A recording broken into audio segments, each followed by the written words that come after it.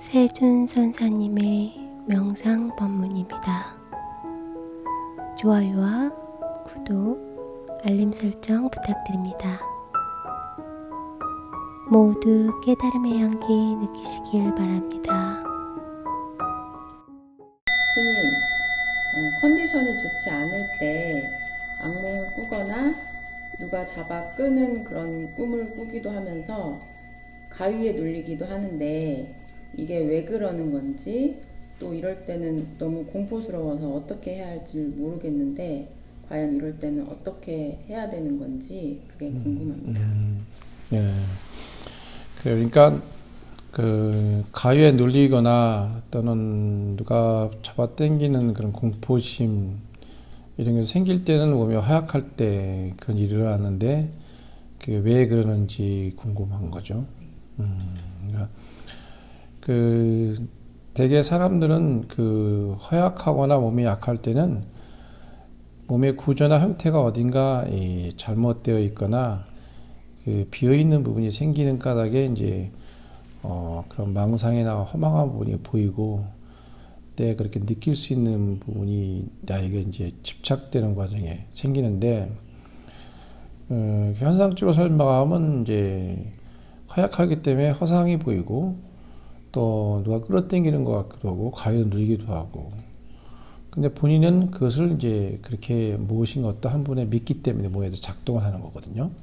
그러니까 우리 몸에는 온몸이 센스로 되어 있어서 뭔가 그 작용하면 몸에다 작동을 하는데 작동하는 원리가 이제 과거에 넣은 트라우마나 상처나 기타 어떤 것들이 있거나 할 때 주기적으로 어느 부분은 무의식 속에서 그것들이 드러나는 현상이 일어나요. 그래서 그 금방 이제 뭐 건강하거나 컨디션이 좋을 때는 전혀 그런 일이 안 생기잖아. 그 이유가 바로 거기 있는 거거든요. 그러니까 내가 어릴 때 부모님이 있을 때라든지 또는 또 성장하는 과정 중에서 어떤 상처라든지 그런 게 있을 때 이제 어느 한 부분이 미해결 가지의 어떤 부분이 작동을 하면 그런 몸이 약할 때 그것들이 그 틈새에 작용을 하는 경우가 있어요. 그런 경우 하나 있고 또 한 가지는 이제 공포심과 두려움이라는 것은 그 과거로 인해서 생기는 걸로 인해서 또다시 그런 것이 오지 않을까 하는 무의식에서 숨어있는 그림이 미래에 대한 두려움으로 다가오는 것이거든요. 근데 그게 어디서 있냐면 허약하고 약한 데서 일어나는 현상이거든. 그러면 내가 예를 들어서 개한테 물렸다든지 고양이를 무서워한다든지 되게 개는 좋아하고 고양이도 예쁜데 어떤 사람은 그건 즐거움을 하는 사람도 있단 말이야. 그 이유는 어릴 때 고양이에 대한 상처나 충격이 있다면 그를 멀리할 수밖에 없고 또 개도 마찬가지죠. 그런 트라우마가 있으면 거기에 대해서 뭔가 자꾸 내가 싫어할 이유가 없는데 싫어지는 거고 또 그걸 인해서 혐오하게 되는 거예요. 근데 그 치료하는 과정에서는 이제 고양이를 멀리서 100m에서 보게 했다가 90m, 80m 점점 가까이 가면 나중에는 해소가 돼요. 결국 서서히 내가 미리 두려워했구나. 그리고 그런 허약한 마음의 그 근본이 그 상처 트라우마에 생기는 현상이 허약하게 느껴지면서 관여하는 생각이 드러나는 거거든요. 코끼리는 어릴 때 이 말뚝에다 박아놓고 사슬에 묶고 이렇게 해서 왔다 갔다 하고 이제 말뚝 박아놓으면 못 움직이잖아. 근데 그 성장하고 성인이 된 그런 코끼리가 엄청 큰데 말뚝 조그만 거 박아서 툭 치면 나오는데 이는 그 말뚝에 묶어놓으면 절대로 헤어나지 못해요. 어릴 때 그 습관 때문에 내가 말뚝에 매어있는 이 부분을 벗어나지 못하는 거예요. 그러니까 말뚝만 매어놓으면 이 코끼리가 꼼짝부터 왔다 갔다 하면 해. 그렇게 본인이 어떤 그 프레임 속에, 구조 속에 갇혀 있는 거죠. 그러니까 본인이 그걸 깨일 때는 한 단계를 치워야 있지. 코끼리가 벗어나려면 그 단계를 깨야 될 거 아니야. 막 급변이나 어떤 일이 생길 때, 위험성이 생기면 나도 모르게 트라우마를 깨서 확 가면 말뚝 그냥 뽑히지 뭐.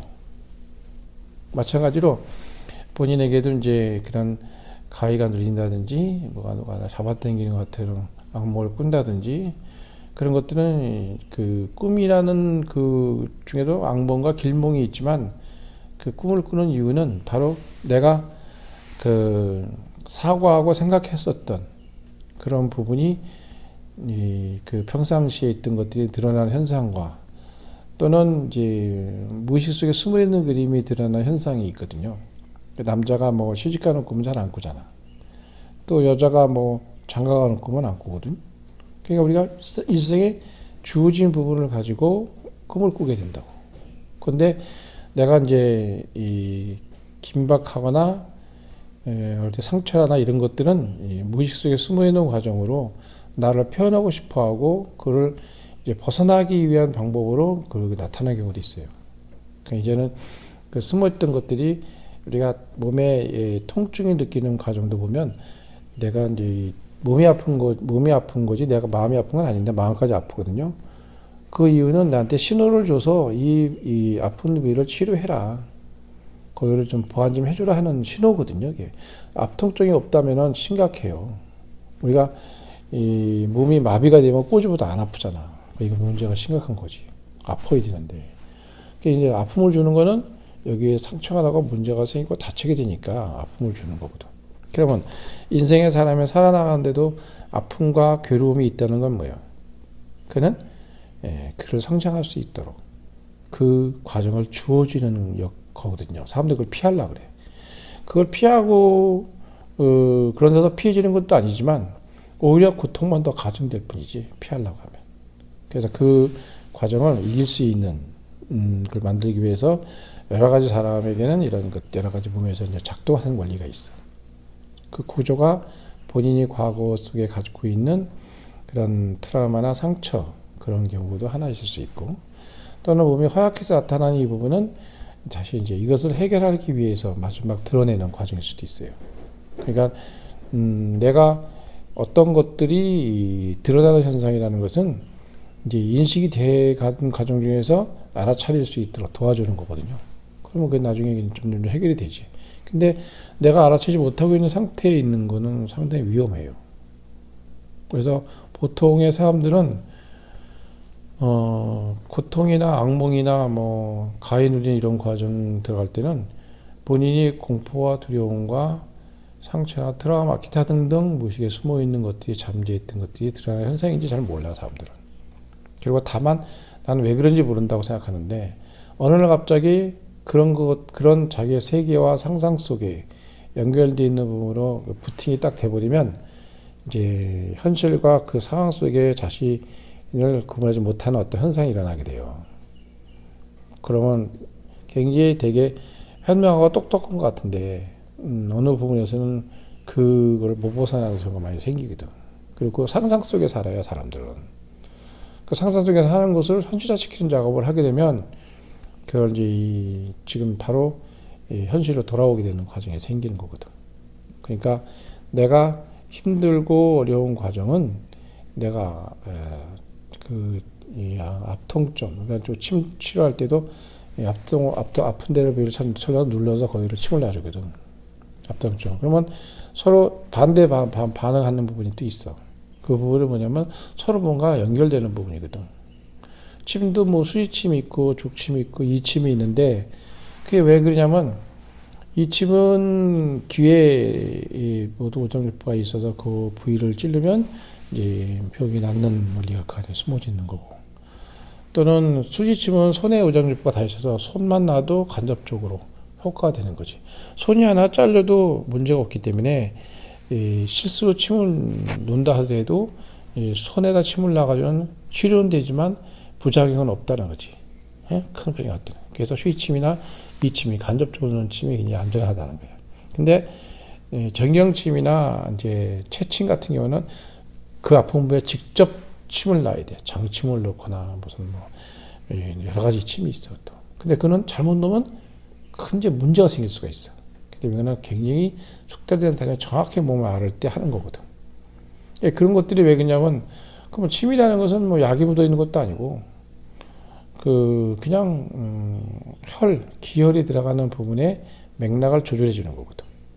그리고 우리 몸에는 기가 흐르는데 이 기가 흐르는 거는 눈에 보이지도 않고 나타나지도 않아. 우리 심장에 심포라는 게 있는데 육장 육부 중에 심포. 그 심포가 우리 보통 얘기하는 심보라는 말이에요, 사실은. 그래서 가슴 뭐 움직이면 가슴이 뛰잖아. 그 심포가 이게 안 보여요. 심포는 투명해. 근데 이 심포가 모든 것들 작동하는 원리 이 안에 있거든, 사실은. 그래서 한의학에서는 동양의 의학에서는 이 뇌를 부분으로 보지 육장육부에 들어가지 않아. 뇌는 작동하는 이 발산체가 되는 거지. 육장육부에 들어가는 건 이제 심포가 이렇게 오장육부에 다 들어가. 그래서 이 동양의 사고의 의학적인 측면에 보는 건 좀 달라지. 그래서 현대과학은 뇌과학이라서 뇌에서 뭐 어쩌고 요즘에 뭐 새로운 학설이 나오긴 해요. 뇌에서 가소성의 원리라든지 뇌도 우리가 마음에서 그 뇌를 작동하도록 만들어준다든지 그런 것이 바로 거기 있다는 것. 그것을 통해서 뇌에서 반응하는 걸 우리는 어느 부위라고 말하는 것 뿐이지. 우리가 현재까지 해왔던 이 부분에 대해서 말하는 거니까.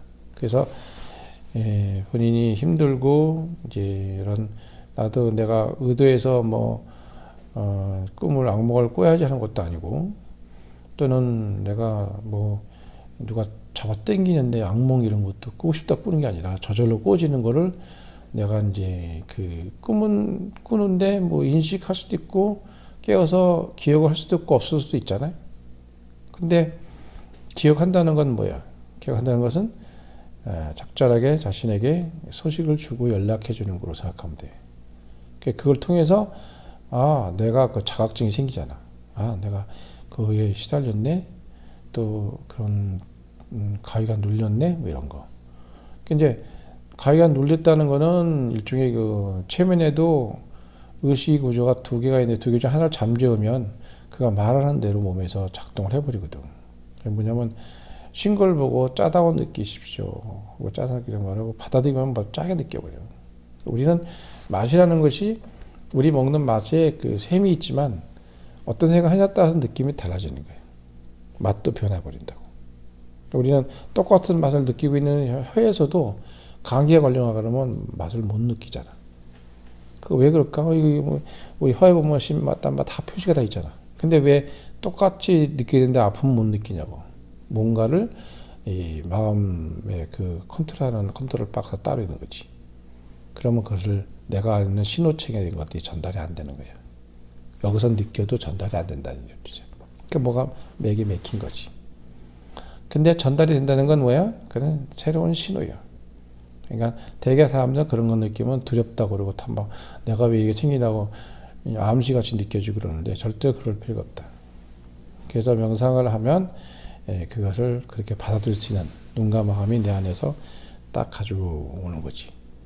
그래서 공포심이나 악몽이나 또 누가 잡아당기다든지 이런 느낌은 내가 의도하는 두려움과 마음속에서 숙면에 잠재해서 드러나는 현상으로 나를 자가시켜주고 이제 이것들을 해소시켜주는 원리로 지금 나왔다. 그래서 오히려 이제 앞으로는 점점 그 마음을 그대로 받아들이면 해소가 되고 좋아진다는 것을 마음속에 가지고 계시면 아마 그렇게 먹는 거를 이제 우리는 믿는다 그래요. 믿는다는 말은 뭘 이렇게 기대고 믿는 것이 아니고 내가 자신 스스로를 확신할 수 있는 이 부분이 이 보통의 뭐 이것저것 확신하는 게 아니라 그대를 받아들이는 마음이 되는 거거든요. 그러면 그게 저절로 이제 집착이 안 되고 또 다른 그 악몽을 꿨을 때도 예를 들어서 그것을 그냥 지나갈 수 있도록 만들어주거든. 그러면 걔들이 재미가 없어요. 그냥 지나가네 그러고 붙으니까 재미있다 또 해자 또 하고 그것이 본인이 스스로 만들어간다는 거. 뭐 잘 설명이 된다 모르겠지만 현재는 말로만 설명하는 거라서 어떻든 한계하는 부분이 있지만 본인이 좀 숙하고 받아들이면은 이제는 해결되는 부분이 열어졌구나 이렇게 이해하시면 좋을 것 같습니다. 됐어요? 네.